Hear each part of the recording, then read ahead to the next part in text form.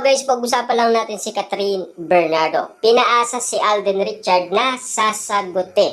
At ito kasi guys ang alam ng karamihan. Napapunta na doon ang level ng kanilang sweetness at lambing. At napaka-romantic nga naman kasi guys ang mga napapansin at nakikita ng karamihan na kinikilos umano ni Catherine Bernardo at Alden Richard. Marami nga naman kasi guys ang nakapansin at marami nga naman kasi guys ang nakakita. Pero ang kinagulat ng karamihan ang bali-balita ng tatlong pambansang marites. Una, Ogie Diaz, Christopher Min at Sian Gasa. Na talaga ang nilinaw sa atin ay nagkaayos na ang Katniel at nagkabalikan na daw ang Katniel.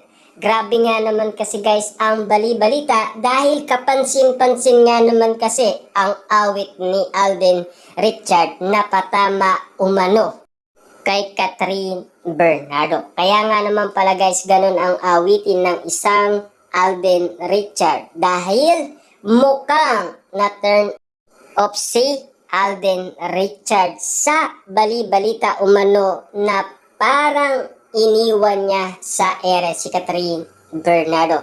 Pero nang dahil narinig natin guys kung bakit nga naman iniwan ni Alden Richard si Catherine Bernardo dahil nagkaayos na pala sina Daniel Padilla at Catherine Bernardo. Ano pang magagawa ni Alden Richard kundi umiwas na lamang?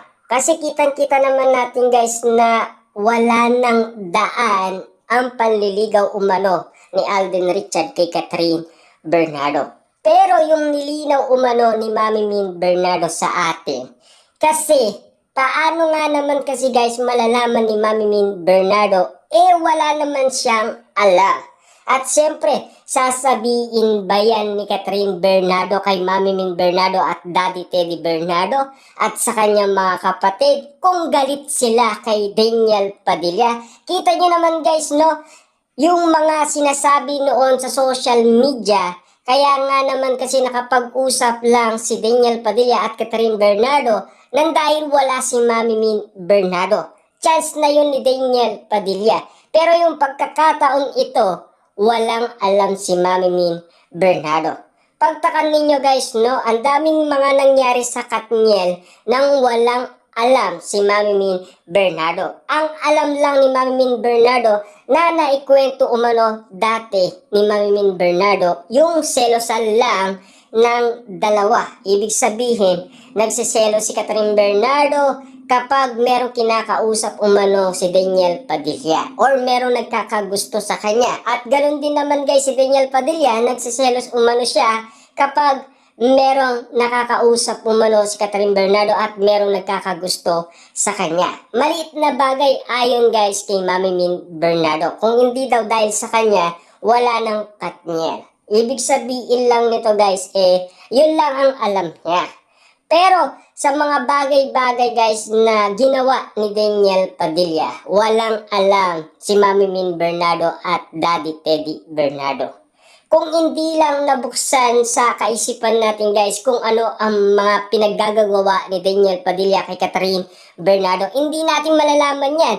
Sino ba ang nag-open up nito? Si Kate Bernardo, ang kapatid ni Catherine Bernardo. Hindi si Mami Min Bernardo at hindi rin si Daddy Teddy Bernardo. Ang alam lang ni Mami Min Bernardo ay okay, si Catherine Bernardo at Alden Richard. At hindi niya alam umano kung ano ang nangyayari. At kung naririnig niya ang bali-balita patungkol umano sa Katniel kung bakit nga naman sila nagkaayos. Kasi merong mga kaibigan sina Daniel Padilla at Catherine Bernardo na malapit sa kanilang dalawa at yun ang nakatulong umano para maging maayos sina Catherine Bernardo at Daniel Padilla. Ibig sabihin guys no, kung malinaw sa inyong lahat, kung babalikan natin ang mga nakaraan na issue, kung bakit nga naman walang alam at kung bakit nga naman kasi guys hindi nakapagsalita si Mami Min Bernardo at Daddy Teddy Bernardo kasi wala silang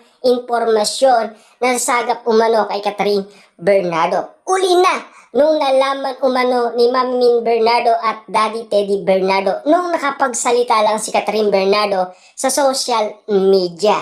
Doon na bumuhos ang luha ni Catherine Bernardo at ayon kasi guys kay Mami Min Bernardo, ibuhos niya lang.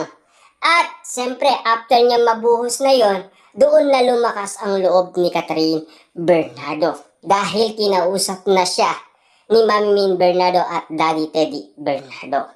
Ibig sabihin niyan, yung lakas ni Catherine Bernardo na nakapagsalita sa social media ay galing umano sa kanyang ama't ina. Pero, itong issue ngayon na sinasabi nilang nakapagsalita na si Mami Min Bernardo, mukhang hindi pa tayo sang-ayon doon. Kasi alam natin yung bali-balita umano noon.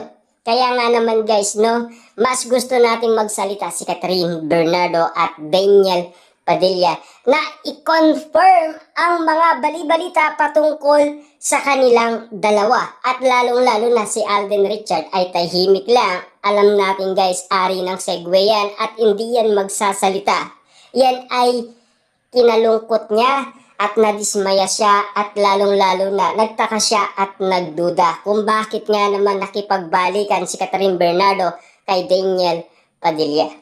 Malinaw na sa atin guys na hindi na tayo pwedeng magtaka at magduda sa lahat ng mga nangyari. Kasi lahat naman guys ang nangyari noon ay na-vlog natin simula 2023 hanggang 2024 hanggang 2025 ay updated tayo sa lahat ng mga isyong nangyayari. Paano natin makakalimutan ang mga nakaraan? Updated tayo guys sa lahat ng issue kina Catherine Bernardo, Daniel Padilla at Alden Richard. Lahat na yan guys malinaw na sa atin. Kung nagsalita man si Mami Min Bernardo at kung bakit nga naman guys nag-away si Catherine Bernardo at Mami Min Bernardo dahil hindi umano magkasundo ang dalawa. Dahil nagsalita man guys si Mami Min Bernardo sa atin na parang okay lang at huwag tayong maniwala umano sa issue. Kasi ang pinaka pagagalitan ng mga tao dito ay si Catherine Bernardo. Tatawagin siyang marupok umano. Kasi alam naman natin guys, no, narinig kasi ng lahat ng tao, lahat ng mga ginawang pagkakamali ni Daniel Padilla sa kanya.